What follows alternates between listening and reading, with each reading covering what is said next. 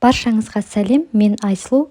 Сіздермен бешбармақ жаймасының дайындалудағы өз әдісімен бөліскім келеді.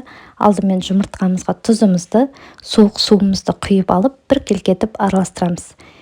Оның үстіне ұнымызды біртіндеп қоса отырып, қолымызбен қамыр илейтін боламыз. Қамырымыздың иі қанғанша, өте әдемі біркелкі қамыр шыққанша 10-15 минут бойы илейміз.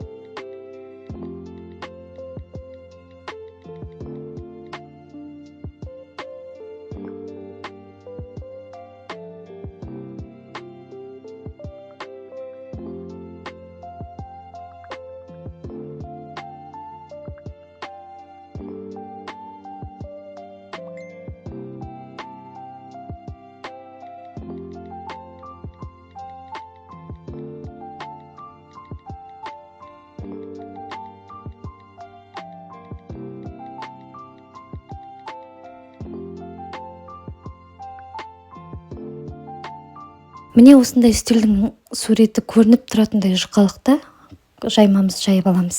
Енді майлы сорпамызда осы жаймамызды 2-3 минут пісіріп аламыз.